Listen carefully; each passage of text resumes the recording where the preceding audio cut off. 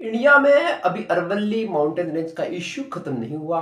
बाद में एनसीआर दिल्ली में जो पॉल्यूशंस का कहर चालू है, उसमें ही एक एनवायरमेंटल परफॉर्मेंस इंडेक्स का एक रिपोर्ट आया है और वो भी चौंकावना आया है कि इंडिया वालों को वो चिंता करने की जरूरत है। ये क्या है? वो हमारे देश के पूरे वर्ल्ड के जितने भी देश हैं उसको एनवायरमेंट के मुताबिक रैंकिंग देते हैं। उसमें इंडिया का रैंक बहुत ही पीछे, लास्ट में इसमें फोर्थ रैंक है। तो कौन से देश आगे हैं? जो देखे तो इस्टोनिया, फिनलैंड, स्विट्जरलैंड, वो सब देश बहुत आगे हैं। आज हम टेक्निकली डिस्कस करने वाले हैं कि इस देशों ने ऐसी कौन सी पॉलिसी अप्लाई की है जिससे वो लोग एनवायरमेंटल परफॉर्मेंस इंडेक्स में सबसे आगे आए हैं। नमस्कार मेरे साथीदारों, आपका हमारे चैनल में तहे दिल से स्वागत। एनवायरमेंटल पॉल्यूशन परफॉर्मेंस इंडेक्स में भारत 176 के रैंक पे। उसमें क्या चीज मेजर की जाती है? उसमें देखें तो क्लीन एयर, उसके बाद cleanliness, carbon emissions, quality of water and last में बायोडाइवर्सिटी मेजर की जाती है। पूरे जितने देश थे वर्ल्ड में उसमें से 180 कंट्रीज ने पार्टिसिपेट किया था। इंडिया सबसे पहला देश इस्टोनिया है जिसकी एयर क्वालिटी, वाटर क्वालिटी और रहने के लिए बहुत ही अच्छा है। और सबसे लास्ट वाला जो देश है वो वियतनाम है। आज हम इस 3 कंट्रीज की बात करने वाले हैं कि जिसने कुछ पॉलिसी अप्लाई की। बात करते हैं डेनमार्क की। डेनमार्क दुनिया का पहला देश है जिसने कार्बन टैक्स अप्लाई किया था। 1919 में सबसे पहले कार्बन टैक्स इसीलिए अप्लाई किया था कि पॉल्यूटेड एनर्जी कॉस्टली हो जाए और क्लीन एनर्जी बहुत ही चीप हो जाए। उसके बाद उन्होंने 2019 में क्लाइमेट एक्ट पास किया और उसमें बताया गया कि 2030 में टोटल कार्बन इमिशन हम 70% से कम कर देंगे और बहुत ही स्ट्रिक्ट लॉ अप्लाई किए। अगर वो ब्रेक करते हैं तो बहुत सारी पनिशमेंट होती है। उससे हुआ क्या?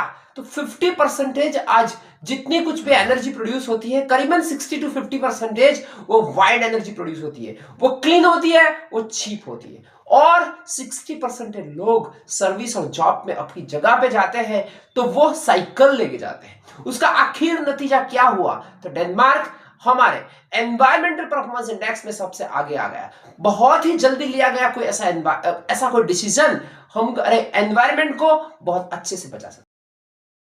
दूसरा एक देश है लग्जमबर्ग। लग्जमबर्ग ने किया क्या? 2020 में एक पॉलिसी अप्लाई की। यह पॉलिसी ये थी कि जितना भी हमारे देश में पब्लिक ट्रांसपोर्ट है वो पूरे का पूरा फ्री। अभी इंडिया वाले ऑड और इवन फॉर्मूला में फंसे हुए हैं। उससे हुआ क्या कि पूरा पब्लिक ट्रांसपोर्ट फ्री हो गया, तो जो प्राइवेट टैक्सी पे बर्डन बनने वाला था वो कम हो गया। उससे कार्बन इमिशन बहुत ही कम हो गया। उसके साथ साथ एग्रीकल्चर में जो होता है नाइट्रोजन वाले जो कुछ भी पेस्टिसाइड्स होते हैं वो भी कम कर दिया। तो उसका नतीजा ये आया कि पूरा का पूरा लग्जमबर्ग आज एनवायरमेंटल परफॉर्मेंस इंडेक्स में सेकंड रैंक पे आ। बात करनी है फिनलैंड देश की। उन्होंने 1996 में फॉरेस्ट एक्ट अप्लाई किया।